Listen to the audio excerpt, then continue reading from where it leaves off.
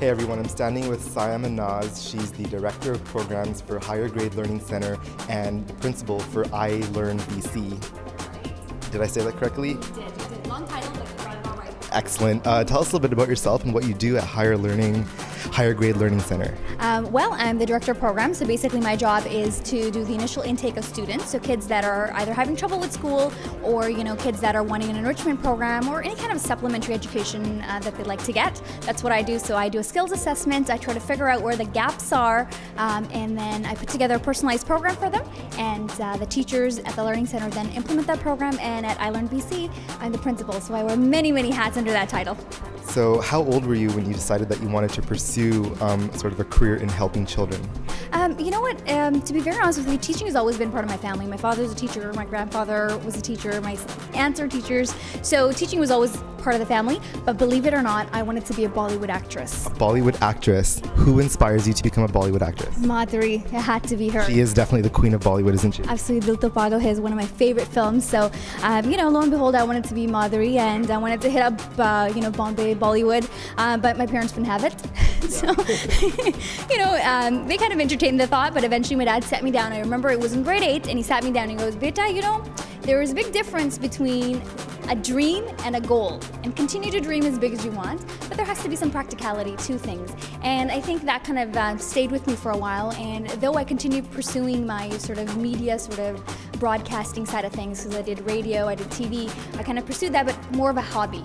And then my background as far as education is concerned was in social sciences, and once I finished school, I started the Learning Center about 8 years ago. Wow, that's definitely, you have a lot on your plate, and so it's fair to say that your parents were extremely supportive in your endeavors in education. Absolutely, absolutely. Mom and Dad have always been very supportive. I mean, my mom has been my inspiration. I think a lot of the times I do so well in whatever I do is because, I don't know, I just love that smile, on the mother's smile when you've accomplished something. I don't know, maybe I'm after that gold star, but yeah, it's mom has been definitely an inspiration, complete support of whatever I wanted to do. Definitely. So mom is definitely a major influence on your motivation and inspiration. Is there anything else that motivates you as well, other than just people in your life? Shushma, that's been a big inspiration of mine. She works for RJ 1200, and I grew up watching her, so broadcasting-wise, I looked up to her.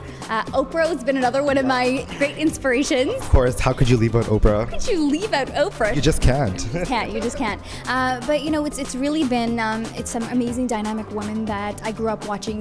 My aunt, my mother, like I had mentioned. I have 3 younger sisters who have always been straight up with me, like extremely honest, brutally honest at times, and I think that's always kept me very, very grounded. Wonderful. And so you definitely seem like the individual that does not give up. And so I have to ask you, even though when you were younger your parents said, okay, maybe it's not the best idea for you to become a Bollywood actress, do you still pursue acting and dancing and the arts? Well, not so much the acting component, but like I said, broadcasting did become a big part of my life. And I truly believe that when you want something from the bottom of your heart, the whole universe conspires for you to have it. And, I ended up with my first opportunity on radio at the age of 19, and it was just a fluke how I ended up on radio and how I ended up, doing my radio show and whatnot. So it kind of stayed with me, and I stuck with it. But as far as education is concerned, I pursued something totally different. But in many ways, I think being a teacher, being an educator, you're also an entertainer, because you got a class full of kids that you have to engage to whatever is it that you're teaching. They have to like you. They have to like you. Otherwise your job's going to be super tough. Tough, man, really tough. So in many ways, I feel like I'm performing every single day in front of my students. Excellent. And so I'm sure that there have been times in your life, in your career, in your endeavors, where you've sort of have been shut down or rejected. I mean, if so, what keeps you going? You know what it is?